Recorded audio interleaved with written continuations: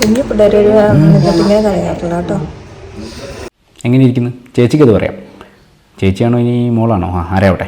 കുഞ്ഞു കുട്ടികൾ എന്ന് പറഞ്ഞാൽ അവർക്ക് കരച്ചിൽ എന്ന് പറഞ്ഞാൽ ഇമോഷൻ എന്താണെന്നറിയോ? അവർ ചെറുതല്ലേ. ഞാനൊക്കെ അത്യാവശ്യം വെളിവും വെള്ളിയാഴ്ചയുള്ള കൂട്ടത്തില്ല. മാത്രമല്ല എൻ്റെ ഉപ്പയും എന്നെ വേദന അറിയിക്കാതെയാണ് വളർത്തിയത്. അപ്പം എനിക്ക് എന്തും വേദനിക്കും. അപ്പോൾ കാര്യത്തിലോട്ട് കിടക്കാം. ക്ഷീണം ഗൈസ്, സുഖമില്ല ഗൈസ്, കാലിൻ്റെ അടിയിലൊക്കെ ഭയങ്കര തരിപ്പ് ഗൈസ്. തളർന്നു വീഴുന്ന പോലെ. വയ്യ തീരെ വയ്യ. ഇപ്പം മരിക്കും തോന്നുന്നു. പക്ഷെ മരിക്കുമോ? ഇല്ല. അങ്ങനത്തെ ഒരു ജാതി അവസ്ഥ.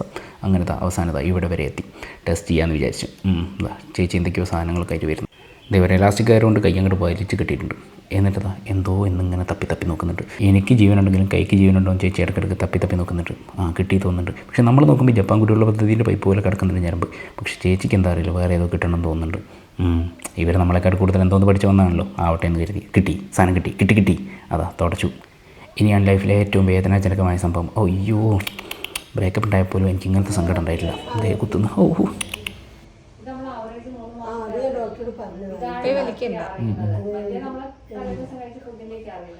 കൈ വലിച്ച വേദന കൂടും കുത്തോട്ടോ.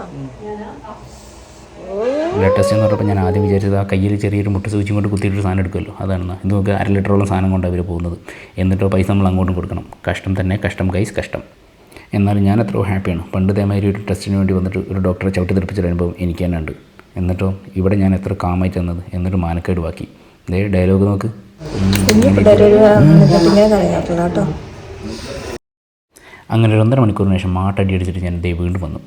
ഇപ്രാവശ്യം ഇനിയും കുത്തണം. അതാണ് വീണ്ടും സങ്കടം. എന്താവുന്നോ നല്ല കുത്തിയാണ്. സൂചി കയറണ്ടേ?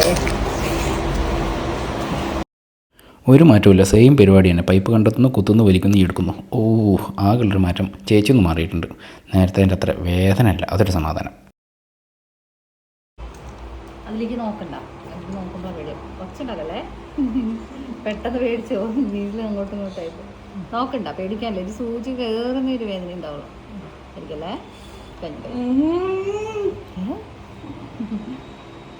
കഴിഞ്ഞോ? അത്രയുള്ളൂ. അങ്ങനെ 1/2 മണിക്കൂർ ഗ്യാപ്പിൽ റിസൾട്ട് വന്നു ഗൈസ്. പ്രായം പോലെ തന്നെ 25 വയസ്സിൻ്റെ എല്ലാ പുഷ്ടിയും എൻ്റെ ശരീരത്തിലുണ്ടെന്ന് ഞാൻ തിരിച്ചറിഞ്ഞു. വാവ്, എന്തൊരു സുഖം. അതോടുകൂടി നല്ലൊരു ഡാൻസും കളിച്ച് ഇന്നത്തെ പരിപാടി നിർത്തി. ചക്ക വീണ്ടും കാണാം. ബൈ.